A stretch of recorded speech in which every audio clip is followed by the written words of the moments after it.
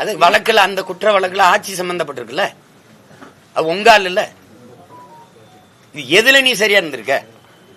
இந்த இதுல உடனே அதை விசாரிச்ச நீதியை நிலைநாட்ட துடிக்கிறேன். நீ பல்கலைக்கழக வளாகத்தில் நடந்த தங்கச்சிக்கு நடந்த கொடுமைக்கு என்ன விசாரிச்ச?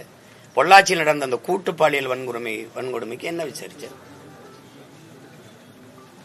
இது என்ன? இது பாலியல் வழக்குன்னு யாரு? முதல்ல அந்த பொம்பளை யாரு? சொல்லிட்டா அது குற்றமாயிருமா? 1000 பேர் 1000 சொல்ல விசாரிக்கணும்ல. விசாரிக்காம நீ உறுதி பண்ணிட்டு போயிட்டு இருந்தீன்னு என்ன அர்த்தம்? என்ன அர்த்தம்? என்னமோ வயசுக்கு வந்தோன்னா குச்சில இருந்த பொருளை தூக்கிட்டு போய் அப்படி சோளக்காட்டுல வச்சு குண்டு கட்டா கற்பழிச்சு விட்ட மாதிரி கதறிட்டு இருக்கு எல்லாரும். என்ன உங்க மனநிலை என்ன? இதே சீமான்யா ஒரு சாதாரண இயக்குனர், அவருக்கு ஒன்னும் மதிப்பு இல்ல, படங்களும் இல்ல, வீட்டுல இருக்கிறேன், இந்த மாதிரி வழக்க நீ எடுத்து பேசுவியா? நீ ஒரு முழு அதிகாரம் சேர்ந்து இதுக்கு சுத்திரிய. ஏன்னா என்னை பார்த்து நீ நடுங்கிட்ட, என்னை சமாளிக்க முடியல, என்ன செய்யறது தெரியல. நான் எடுத்து வைக்கிற கருத்துக்கு அரசியலுக்கு என்னோட மோதி ஜெயிக்க முடியல.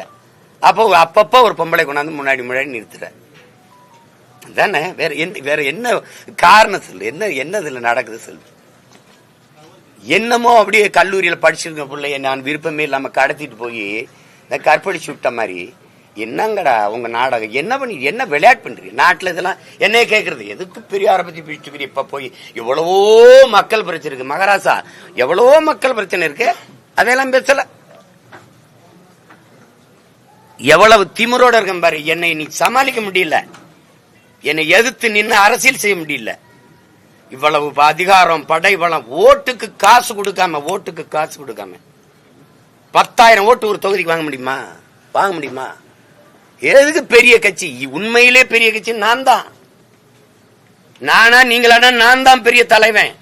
₹1 காசு இல்ல, ஒரு பிள்ளைகளுக்கும் பின்புலம் இல்ல.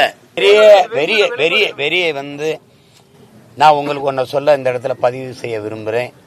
என்னை ஐயா கருணாநிதி அவர்கள் பலமுறை சிறையில் போட்டு இந்த தலைவனாக்குனாரு. இவங்க அப்பாவும் மகனும் என்னை இந்த மாதிரி செஞ்சு என்னை முதல்வர் ஆகிட்டு தான் போவாங்க. நீங்க வேணா அது நடக்கும், நீங்க எழுதி வைங்க, உறுதியா செய்வாங்க.